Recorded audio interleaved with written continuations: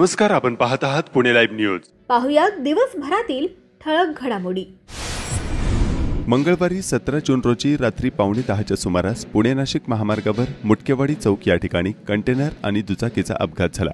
या अपघातामध्ये मारुती भिकाजी कुटे वय वर्ष 55 राहणार तोकाई नगर काळूस रोड भोसे तालुका खेड या अपघातात मृत्युमुखी पडले। भोसरी येथे कामावर जात असताना मुटकेवाडी चौक पुणे नाशिक हायवे या ठिकाणी भरधाव वेगात येणाऱ्या कंटेनर वाहनाने दुचाकीला जोराची धडक दिली। दुचाकी कंटेनरच्या पुढच्या ड्रायव्हरच्या बाजूच्या टायर खाली अडकली व मारुती कुटेही त्याखाली अडकले। अपघात खूप भयानक होता। शिर आणि धड या अपघातात वेगळे झाले। दुचाकी चालवत असताना कुटे यांनी हेल्मेट देखील वापरले होते। हेल्मेटसह शिर वेगळे आणि धड वेगळे झाले होते। या घटनेमुळे संपूर्ण भोसे गावात शोककळा पसरली आहे। माजी उपसरपंच किरण कुटे यांचे ते चुलते होते। मटकेवाडी चौक भागामध्ये जो सेवा रस्ता आहे तो तब्बल 1.5 ते 2 फूट खाली खोल आहे। त्या ठिकाणी सतत अपघात होत असतात। संबंधित कंटेनर चालकावर कठोर कारवाई करण्याची मागणी होत आहे। पिंपरी चिंचवड पोलीस आयुक्तालयाच्या गुन्हे शाखा युनिट 3च्या पथकाने 1 वर्षांपासून फरारी असलेल्या आरोपीला निघोजे तालुका खेड येथे पकडून त्याच्याकडून एक गावठी पिस्तूल आणि 2 जिवंत काडतुसे हस्तगत केली आहेत। शुभम सोमेश्वर मुंगडे वय वर्ष 20 राहणार कडाचीवाडी तालुका खेड मूळ राहणार देगलूर जिल्हा नांदेड असे निघोजे येथून अटक करण्यात आलेल्या आरोपीचे नाव आहे। महाळुंगे एमआयडीसी पोलीस स्टेशनच्या हद्दीत गुन्हे शाखा युनिट 3 कडील पोलिसांना संबंधित आरोपी निघोजे भागात आला असल्याची माहिती मिळाली। सदर ठिकाणी पोलिसांनी जाऊन आरोपीला ताब्यात घेतले असता त्याच्याकडे एक गावठी पिस्तूल आणि 2 जिवंत काडतुसे मिळून आले। सदरची कारवाई गुन्हे शाखा युनिट 3चे वरिष्ठ पोलीस निरीक्षक जितेंद्र कदम, उपनिरीक्षक सुनील जावळे, पोलीस हवालदार येदू आढारे व त्यांच्या सहकार्याने केली आहे। पुणे नाशिक महामार्गावर आळंदी फाट्यावरील गंधर्व हॉटेलच्या शेजारी पोलिसांनी एका स्कॉर्पिओ मोटारीची झडती घेतली असता त्यामध्ये 2 लोखंडी कोयते मिळून आले। या प्रकरणी दिलीप मधुकर शिंदे वय वर्ष 25 सध्या राहणार बालाजीनगर मैदानकरवाडी मूळ राहणार अंतरवाली जालना यास अटक करण्यात आली आहे। त्याच्या ताब्यातील स्कॉर्पिओ मोटारीमध्ये बेकायदेशीररित्या 2 लोखंडी कोयते मिळून आले। चाकण पोलीस ठाण्यात त्याच्या विरोधात विविध कलमांन्वये गुन्हा दाखल करण्यात आला आहे। चाकण नगर परिषद हद्दीत पठारवाडी भागात शेतवस्तीमध्ये बिबट्याचा वावर वाढला आहे। या भागात बिबट्याचे वारंवार दर्शन होत असून या भागातील पाळीव प्राण्यांवर बिबट्याकडून हल्ले होत असल्याचे सुलाभ बाबूराव पठारे यांनी वन विभागाला कळवले आहे। याबाबतचे पत्र त्यांनी वन विभागाला दिले आहे। देहू आळंदी रोडवर क्रेनच्या धडकेत एका वारकऱ्याचा मृत्यू झाला। ही घटना बुधवारी दुपारी 12 वाजण्याच्या सुमारास घडली। नारायण गोदवे वय वर्ष 57 राहणार आहेरगाव तालुका माढा जिल्हा सोलापूर असे या अपघातात मृत्यू झालेल्या वारकऱ्याचे नाव आहे। ते देहूवरून आळंदीला पायी चालले होते। संत श्रेष्ठ ज्ञानेश्वर महाराज पालखी प्रस्थान सोहळा दिनांक 19 जून रोजी रात्री 8 वाजता होणार असून या निमित्ताने लाखो भाविकांचे अलंकापुरीत आगमन झाले आहे। इंद्रायणी नदीकाठ अनेक वारकरी भाविकांनी फुलून गेला आहे। आलेले वारकरी भाविक पवित्र इंद्रायणी नदीमध्ये स्नान करत आहेत। संत श्रेष्ठ ज्ञानेश्वर महाराज संजीवन समाधीचे हरिनाम गजरात आणि माऊलींच्या जयघोषात वारकरी भाविक दर्शन घेत आहेत। माऊली भक्त सुमित गणपतराव मोरगे जिल्हा नांदेड यांच्याकडून ज्यामध्ये माऊलींच्या पादुका ठेवल्या जातात त्या माऊलींच्या पालखीच्या नूतनीकरणासाठी 16 किलो चांदी माऊलींचरणी अर्पण केली होती। तिचे कार्य पूर्ण होऊन तिचे विश्वस्त यांच्या हस्ते पूजन करण्यात आले। तसेच माऊलींच्या गाभाऱ्या पुढील पंखा मंडपातील दरवाजास चांदी बसवण्यात आली आहे। दरवाजास चांदीचा पत्रा बसवल्याने त्यास चंदेरी साजेची झळाळी प्राप्त झाली आहे। आळंदीमध्ये लाखो भाविकांचे आगमन झाले। तसेच हरिनाम गजरात आणि माऊलींच्या जयघोषात वारकरी भाविकांच्या दिंड्यांचे आगमन होत आहेत। उद्या पालखी प्रस्थान सोहळ्यानिमित्त संत ज्ञानेश्वर महाराज मंदिरात फुलांच्या सजावटीची लगबग सुरू आहे। मंदिरात गणेश मंदिर, सिद्धेश्वर महाराज मंदिर, अजान वृक्ष परिसर, सुवर्ण पिंपळ, एकनाथ पार अशा ठिकाणी पुष्पमाळा लावण्यात आल्या आहेत। संत ज्ञानेश्वर महाराज संजीवन समाधी दर्शनानंतर काही भाविक मंदिरात फुगड्या खेळत आहेत। भरपावसात वारकरी हरिनाम गजर करत असून संपूर्ण परिसर भक्तिरसात चिंब झाला आहे। अंकली कर्नाटक येथील शितोळे सरकारांच्या वाड्यातून प्रस्थान झालेल्या माऊलींच्या अश्वांचे आळंदीतील सरदार बिडकर वाड्यात 4:45च्या सुमारास आगमन झाले। तिथे काही वेळ अश्वांनी विश्राम घेतला।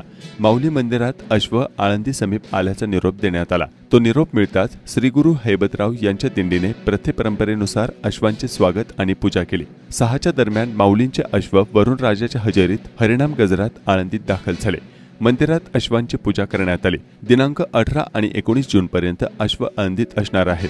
दिनांक 20 जून रोजी ते माऊलींच्या पालखी सोहळ्याबरोबर पंढरपूरच्या दिशेने मार्गक्रमण करणार आहेत। आषाढी वारीसाठी जगद्गुरू श्री संत तुकाराम महाराजांच्या पालखीचे बुधवारी 18 जून तर संतश्रेष्ठ ज्ञानेश्वर महाराजांच्या पालखीचे उद्या गुरुवारी 19 जून पंढरपूरकडे प्रस्थान होत आहे। पालखी सोहळ्यासाठी राज्याच्या कानाकोपऱ्यातून देहू आळंदीत हजारो वारकरी दाखल झाले असून सर्वत्र भक्तिमय वातावरण आहे। आपली संस्कृती, संतांचे विचार व परंपरा जगापर्यंत पोहोचवण्यासाठी आधी ते पुढील पिढीपर्यंत पोहोचवणे आवश्यक आहे। त्या दृष्टीने जगद्गुरू संत तुकाराम महाराज संतपीठ येथे शिक्षण प्रशिक्षण देण्यात येणार असून येथे शिकणारा विद्यार्थी भागवत धर्म जगभरात पोहोचवेल असा विश्वास मुख्यमंत्री देवेंद्र फडणवीस यांनी व्यक्त केला। चिखली येथे वारकरी संप्रदायासोबत अत्याधुनिक शिक्षण देणारी शैक्षणिक संस्था विकसित केलेल्या जगद्गुरू संत तुकाराम महाराज संतपीठाच्या कलादालन व सभागृहाच्या लोकार्पण प्रसंगी ते बोलत होते। यावेळी खासदार श्रीरंग बारणे, आमदार महेश लांडगे, अमित गोरके, संतपीठाचे संचालक डॉक्टर सदानंद मोरे व विद्यार्थी उपस्थित होते। संत ज्ञानेश्वर महाराज आणि संत नामदेव महाराज भेटीचे समूह शिल्प संत श्रुतीचे उद्घाटन व ट्रॅफिक बडी ॲप आणि ज्येष्ठ नागरिक ॲपचे लोकार्पण मुख्यमंत्री देवेंद्र फडणवीस यांच्या हस्ते आज चिखली येथे झाले। संत समाज कधी कसे समरभूम आवडीचा नामदेव म्हणे सफल हे जेणे स्वामींच्या दर्शने धन्य झालो। जे काही भेटीचं शिल्प आहे संत ज्ञानेश्वर माऊली आणि संत नामदेव महाराज यांच्या ऐतिहासिक भेटीचं अतिशय सुंदर आणि भव्य अशा प्रकारचं शिल्प जे तयार करण्यात आलेलं आहे त्याचं उद्घाटन करण्याची संधी देखील मला मिळाली। खरं तर आपल्याला कल्पना आहे की माऊलींनी आपल्या वारकरी संप्रदायाचा एक पायवाल असला असं आपण म्हणतो आणि त्याच्यावर संतश्रेष्ठ तुकाराम महाराजांनी कळस ठेवला अशी आपली मान्यता आहे। माऊलींनी जे विचार आपल्याला दिले आणि ज्या प्रकारे अतिशय सोप्या शब्दामध्ये भागवत धर्माचं, भगवद्गीतेचं तत्वज्ञान आणि आपला वैश्विक विचार हा आपल्यापर्यंत पोहोचवला, त्यामुळेच आज इतक्या वर्षानंतरही पांडुरंगाच्या चरणी भेटीला जाताना माऊलींची पालखी आणि त्या पालखीमध्ये लाखो लोक आमचे वारकरी हे सामील होत असतात। नमस्कार, मी वैशाली वांगलीकर। आत्ताच आपण एक ट्रॅफिक बडी म्हणून एक ॲप लॉन्च केलेलं आहे आज, आणि हे ट्रॅफिक बडी ॲप पुणे पिंपरी चिंचवड एरियामध्ये चालू त्याच्यासाठी आहे, ट्रॅफिक नियमनासाठी आहे। ह्या ट्रॅफिक बडीचा वापर करण्यासाठी तुम्ही 8788649885 हा नंबरला जर हाय केलं तर तुम्हाला हे ॲप कळेल। संतश्रेष्ठ ज्ञानेश्वर माऊलींच्या पालखी सोहळ्यातील मानाच्या अश्वराजांनी श्रीमंत दगडूशेठ हलवाई गणपतीला अनोखी मानवंदना दिली। अश्वांनी मंदिराच्या थेट सभामंडपात प्रवेश करून गणरायाला वंदन केले। संतश्रेष्ठ ज्ञानेश्वर महाराज पालखी सोहळा सन 2025चा प्रस्थान सोहळा कार्यक्रमाची माहिती देवस्थानच्या वतीने जाहीर करण्यात आली आहे। गुरुवारी दिनांक 19 जून रोजी पहाटे 4 वाजता घंटानाद, पहाटे 4:15 वाजता काकडा, पहाटे 4:15 ते 5:30 वाजेपर्यंत पवमान अभिषेक, दिवसभर विविध धार्मिक कार्यक्रम, त्यानंतर सायंकाळी 5 ते 7 गुरुवार निमित्त पालखी मिरवणूक, 6 ते 6:30 प्रस्थान सोहळ्याच्या 47 दिंड्यांना आत घेण्यास सुरुवात होणार असून रात्री 8 वाजता पालखी प्रस्थान सोहळा होईल। महाराष्ट्र अंधश्रद्धा निर्मूलन समिती पुणे जिल्ह्यातर्फे 325व्या महिलेची जटेतून मुक्तता करण्यात आली। मंदाबाई रामचंद्र भांगरे, राहणार महाळुंगे इंगळे, भांगरे वस्ती, जिल्हा पुणे, वय 55 वर्ष असे संबंधित महिलेचे नाव आहे। 10 वर्षापूर्वी डोक्यात जड तयार झाली, तेव्हापासून त्यांना शारीरिक व मानसिक त्रास जाणवत होता। अनिसच्या नंदिनी जाधव यांनी या महिलेची जटेतून मुक्तता केली। यावेळी अनिसचे मिलिंद देशमुख, मनोहर बापू शेवकरी आदी उपस्थित होते। जटेची काढून घेतलेली ह्या मॅडम जाधव मॅडम यांच्याकडून जटेचं काय आहे ते करून घेतलं त्यांनी, खूप व्यवस्थित छान प्रकारे। नमस्कार, मी नंदिनी जाधव, महाराष्ट्र अंधश्रद्धा निर्मूलन समितीची कार्यकर्ती। आज मी ह्या ज्या ताई आहेत मंदा भांग खेड तालुक्यातील कळूस येथे धोकादायक वळणावर लागोपाठ 2 दिवस वाहने उलटून अपघात झाले। या रस्त्यावर गतिरोधक बसवावे असे वृत्त सोमवार दिनांक 16 जून रोजी पुणे लाईव्हने वृत्त प्रसिद्ध केले होते। या वृत्ताची दखल घेऊन सरपंच हेमलता खळदकर, उपसरपंच रंजना पानमंद, ग्रामविकास अधिकारी सुरेश घनवट व सर्व सदस्य यांनी संपूर्ण रस्त्यावर स्पीड ब्रेक बसवले आहेत। दगडी शिरे आढळल्याने चाकण तळेगाव राष्ट्रीय महामार्गावरील 3 ब्रिटिशकालीन पूल जीर्ण झाले आहेत। याबाबत प्रशासन मात्र अजूनही काहीही उपाययोजना करण्यास तयार नाही। या 3ही पुलांची सुरक्षितता, मजबूती आणि ते वाहतुकीच्या वापरास योग्य स्थितीत असल्याची खात्री केल्यास अनेक धक्कादायक बाबी समोर येऊ शकतात।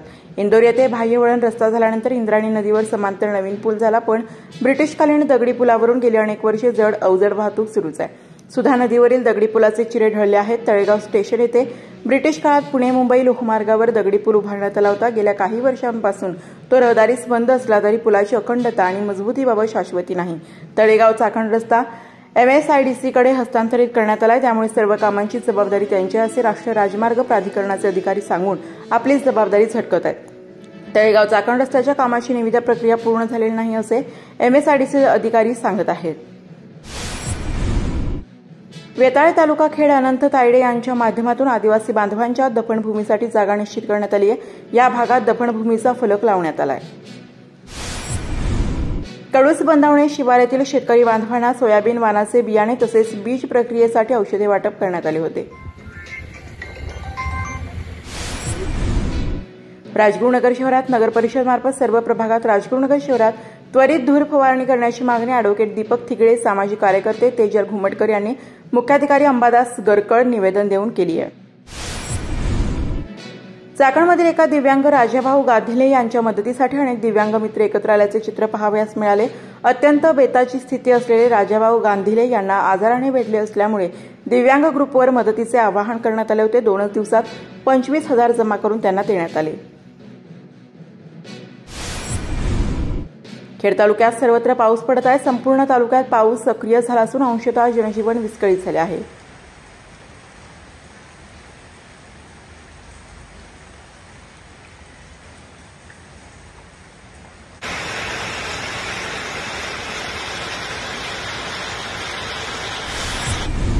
दावडीतील सातपुते वस्तीवरील श्री दत्त मंदिराचा 3रा वर्धापन दिन उत्साहात साजरा करण्यात आला। आंबेटान चौकात मोठमोठे खड्डे पडले। रुग्णवाहिका व इतर सर्व वाहन चालकांना खूप मोठा त्रास सहन करावा लागत आहे। त्यातच पालखी प्रस्थान सोहळा असल्याचे महामार्गावरील रहदारी प्रचंड वाढली आहे। आळंदी लगतच्या भागात बिबट्याचा वावर वाढला आहे। चरोली परिसरात पगडे वस्तीमध्ये बिबट्या दिसल्याचं स्थानिकांनी कळवलंय। पगडे वस्ती परिसरात बिबट्या आढळल्याच्या पार्श्वभूमीवर वनविभागाचे अधिकारी या भागात पोहोचले। वनविभाग, पोलीस प्रशासन आणि ग्रामस्थ यांच्यातील समन्वयानं परिस्थिती नियंत्रणात आणण्याचे प्रयत्न सध्या सुरू आहेत। खेड तालुक्यातून अनेक गावातील दिंड्या पंढरपूरला निघाल्यात। काळूस गावातून वारकरी संप्रदायातील संपूर्ण समाज टाळ मृदुंगाच्या गजरात मार्गस्थ झालाय। आळंदी या ठिकाणी श्री श्रेष्ठ संत ज्ञानेश्वर महाराजांच्या दर्शनासाठी आळंदी येथे राष्ट्रवादी काँग्रेस पार्टीचे आमदार हसन मुश्रीफ यांनी भेट दिली। कार्यकर्त्यांनी यावेळी त्यांचं स्वागत केलं। पिंपरी बुद्रुक तालुका खेड गावचे माजी तंटामुक्ती अध्यक्ष विठ्ठल शंकर वाळुंज यांच्या गायीचा डोहाळ जेवणाचा कार्यक्रम अगदी उत्साहात पार पडला। पुणे जिल्ह्यातील खेड तालुक्याच्या दुर्गम भागातील जिल्हा परिषद प्राथमिक शाळा जालिंदर नगर या शाळेचा T4 एज्युकेशन या जागतिक संस्थेनं घेतलेल्या वर्ल्ड बेस्ड स्कूल कॉम्पिटिशनमध्ये लोकसहभागातून शाळा विकास विभागात जगातील सर्वोत्तम 10 शाळांमध्ये निवड झाली आहे। या जगातील 10 सर्वोत्तम शाळांमध्ये निवड होणारी ही भारतातील एकमेव शाळा असून ती सरकारी शाळा असल्याचा अत्यंत अभिमान असल्याचं बाजार समितीचे सभापती विजय सिंह शिंदे यांनी या शाळेस भेट दिल्यानंतर सांगितलं। नमस्कार। आज आपण खरं तर खेड तालुक्यातील म्हणावं लागेल, परंतु खेड तालुक्याची सीमा ज्या शाळेने केव्हाच पार केली आहे ती खेड तालुक्याच्या पूर्व भागातली जालिंदर नगर जिल्हा परिषद शाळा। आणि तुम्ही बघताय मागच्या बाजूला की जिल्हा परिषद शाळा जालिंदर नगर कनेसरची शाळा, इथं माझ्या शेजारी वारे गुरुजी आहेत, की या शाळेचे खऱ्या अर्थानं किमयागार आहेत, की एखादा हिरा कसा असतो आणि जगाच्या पाठीवरती हिरा हा हिराच असतो याचं उत्तम उदाहरण खरं तर वारे गुरुजींच्या रूपानं आज आपण बघतोय। की माझ्या हातामध्ये जे सर्टिफिकेट आहे की भारतामधल्या जगामधल्या टॉप 10 शाळा आहेत आणि जगामधल्या टॉप 10 शाळेमध्ये भारतातली एकमेव असलेली लोकसहभागातील शाळा म्हणून या जालिंदरनगर शाळेचा खरं तर प्रथम क्रमांक त्या ठिकाणी आलाय आणि या शाळेचं कौतुक करावं तेवढं थोडं आहे। आजचा क्षण खरं तर हा खेड तालुक्यासाठी नाही, पुणे जिल्ह्यासाठी नाही, महाराष्ट्रासाठी नाही, तर भारतासाठी ऐतिहासिक असा दिवस आहे। याचं कारण असं आहे की जगातल्या टॉप 10 शाळांमध्ये आपल्या छोट्याशा जालिंदरनगरची शाळा भारतामध्ये 1 नंबरनं यावी ही सोपी गोष्ट नाही मित्रांनो। कारण आणि ती पण जिल्हा परिषद शाळा आणि लोकसहभागातली शाळा।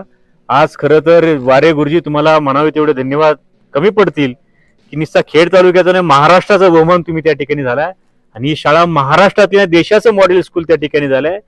खरं तर आजपासून उद्याच्या काळामध्ये संदीप भाऊ या शाळेमध्ये देशाच्या पंतप्रधानांपासून तर देशाच्या राज्यातले देशाचे केंद्रीय मंत्री, शिक्षण मंत्री, महाराष्ट्रातले केंद्रीय मंत्री, पालकमंत्री, राज्यातले सगळं प्रमुख मंत्री सहकारी आवर्जून या शाळेला भेट देणार आहेत। ते कशासाठी देणार आहेत की भारतामधली अशी कुठली शाळा आहे की ती मॉडेल शाळा आहे आणि ती मॉडेल शाळा कशी असू शकते याचं उत्तम उदाहरण माझ्या समोर इथे 120 विद्यार्थी आहेत। या सगळ्या विद्यार्थ्यांची मगाशी आम्ही बघितलं, सगळी शाळा बघितल्यानंतर ह्या शाळेतील विद्यार्थ्यांना फ्रेंच पासून तर जर्मन लँग्वेज पासून तर मल्याळम पासून या सगळ्या लँग्वेज आज या 3री 4थी 5वीच्या मुलांना येतात। ग्रुप शिक्षण कसं असावं याचं उत्तम उदाहरण खरं तर इथे आहे।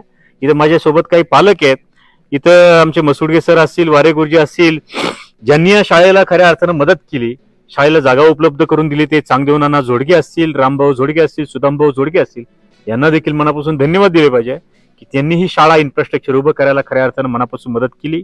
आमचे किरण भाऊ गावडे उपस्थित आहेत, नितीन भाऊ दप्तरे आहेत, संदीप भाऊ गावडे आहेत, मल्हारी मेघेत, विशाल खरपुडे आहेत, भानुदास जोडगे आहेत, तुकाराम जोडगे आहेत, योगेश खरडे आहेत, युवराज खरपुडे आहेत, आमचे गणेश भाऊ खरपुडे आहेत। ही सगळी मंडळी आज या शाळेला आज त्यांचा प्रथम क्रमांक आल्याबद्दल मी मनापासून व्हिजिट करायला आलोय। इथल्या विद्यार्थ्यांची गुणवत्ता बघितली, इथल्या लॅब बघितल्या, विजय भटकरने दिलेलं मार्गदर्शन बघितलं, हे सगळं बघितल्यानंतर एखादं मॉडेल स्कूल काय असावं, शिक्षण क्षेत्रामध्ये एखादं मॉडेल स्कूल किरण भाऊ कसं असावं याचं उत्तम उदाहरण भारतामध्ये आता ही शाळा त्या ठिकाणी झालेली आहे। म्हणून आपल्या बरोबर वारे गुरुजी आहेत, त्यांच्याकडनं जर सविस्तरपणानं आपण घेणार आहे। माझ्या बरोबर काही पालक त्या ठिकाणी आहेत की त्या पालकांनी मला सांगितलं, म्हणजे सभापती जेव्हा आमची मुलं या शाळेमध्ये आली त्यावेळेची परिस्थिती आणि आजची परिस्थिती फार वेगळी आहे। थोडंसं सविस्तर या स्पर्धेबद्दल सांगूयात। T4 एज्युकेशन नावाची ही जी संस्था आहे जी जगभर काम करते आणि एक स्पर्धा ऑर्गनाइज करते। त्या स्पर्धेचं नाव आहे वर्ल्ड बेस्ट स्कूल कॉम्पिटिशन। त्याच्यामध्ये जगातल्या सगळ्या देशांमधून लाखो शाळा या स्पर्धेमध्ये सहभागी होतात। टप्प्याटप्प्यावर त्या फिल्टर होत कमी कमी होत जातात। एक टप्पा असा येतो की 100 शाळांना साधारण मुलाखतीसाठी बोलवलं जातं। त्यानंतर 10 शाळा सर्वोत्तम निवडल्या जातात आणि त्या 10 शाळांमधून एक शाळा निवडली जाते आणि त्या निवडलेल्या एक शाळेला 1 कोटी रुपयाचं बक्षीस असतं। आता ह्या सगळ्या प्रोसिजरमध्ये आपण ज्या विभागातून सहभागी झालो होतो ती म्हणजे लोकसहभागातून शाळेचा विकास या विभागातून आपण या स्पर्धेमध्ये सहभागी झालो होतो आणि ग्रामस्थांनी, आमच्या मुलांनी आणि जे काही पुढचं आता नियोजन राहतंय की पुढच्या ह्या 10 मधून टॉप होण्यासाठी पब्लिक वोटिंगचा क्रायटेरिया तिथं संस्थेकडून तो लावण्यात आलेला आहे। आमच्या दृष्टीने ही थोडीशी अवघड बाब आहे। आम्ही आमच्या कामाच्या बळावर शाळा टॉप 10 पर्यंत आणलेली, पण पुढच्या गोष्टी आमच्या आवाक्या बाहेरच्या आहेत। त्यासाठी आपली आणि सगळ्यांचीच त्या निमित्ताने शाळेला गरज असणार आहे। खरं तर हे जे काम आहे किंवा ही जे आपण मदत करणार आहे ही जालिंदरनगरच्या एका शाळेला नसून आपली ही एकमेव भारतातली शाळा आहे जी या स्पर्धेमध्ये 10 मध्ये पात्र झालेली आहे। आपल्या शाळेला जिंकवणं म्हणजे आपल्या देशाचा अभिमान वाढवणं। दुसरी एक महत्वाची गोष्ट आहे की एकमेव शाळा आहे ती सरकारी शाळा आहे, बाकी सगळ्या खाजगी शाळा आहेत। म्हणजे सरकारी शाळेमध्ये हा जर सरकारी शाळेला अव्वल दर्जा मिळाला तर सरकारी शाळेच्या शिक्षकांमध्ये किंवा त्या एकंदर व्यवस्थेमध्येच एक आत्मविश्वास येईल आणि अधिक वेगाने खूप साऱ्या शाळा आंतरराष्ट्रीय दर्जाच्या आपल्या होतील, हा एक त्याच्यामध्ये आपल्याला फायदा दिसतोय। आणि तो करण्यासाठी आपल्या सगळ्यांच्या आयुष्यामध्ये जो अभिमानाचा आणि आनंदाचा क्षण आहे तो आणण्यासाठी आपण सगळ्यांनी हा इथून पुढचा जो काही प्रक्रिया इथून पुढची आपण सगळ्यांनीच हातात घ्यावी अशी मी आपल्या सगळ्यांना विनंती करतो। तर मी ओडिया मधनं तुम्हाला भारताची प्रतिज्ञा बोलून दाखवते। तर भारत मोरा देसा समस्त भारतीय मेरे भाई अभंग भूनी मुन मोरा देसा को भाला पाए अभंग एहर समृद्ध अभंग विविध हेरिटेज पेन मुन गर्दिता मुन मोरा माता पिता शिक्षका अभंग समस्त प्रचंड म्हणून सामना दे। मी तेलुगू भाषेतनं भारताची प्रतिज्ञा बोलणार आहे। నా పేరు రాజేశ్వరి, నా పేరు ఇమిటి, శుభోదయం, మేము మొలని కలవడం ఆనందంగా ఉంది। నేను ఒరుడి నివసిస్తాను, మీరు ఎక్కడ నివసిస్తాను? నేను జలీందర్ నగర్ పాఠశాలలో 6వ తరగతి చదువుతున్నాను। I am telling how my school is. So my school is so beautiful as it is awarded by India's first government skill school by Vijay Bhatkar sir and also selected among top 10 schools in the world's best school competition.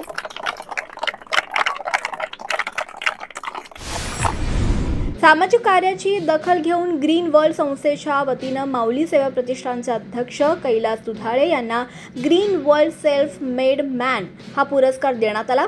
तसंच खेड तालुका मराठी पत्रकार संघाचे अध्यक्ष कोंडीभाऊ Pacharne green world संस्थेच्या वतीनं पत्रकार क्षेत्रातील योगदानाबद्दल सपत्नीक सन्मान चिन्ह देऊन त्यांचाही सन्मान करण्यात आला।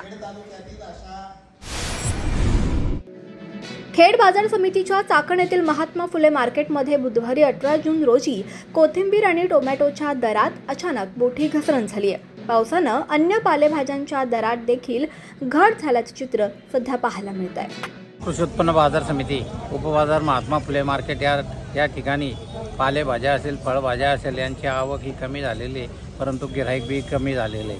आज रोजी टमाट्याची परिस्थिती एकदम डाऊन झाली। टमाटे 30 रुपये जात होते, 30 टमाटे आज 15 ते 20 रुपयाच्या आत आहे। त्याचप्रमाणे कोथिंबीरीचे भाव तर अतिशय फार डाऊन झालेले।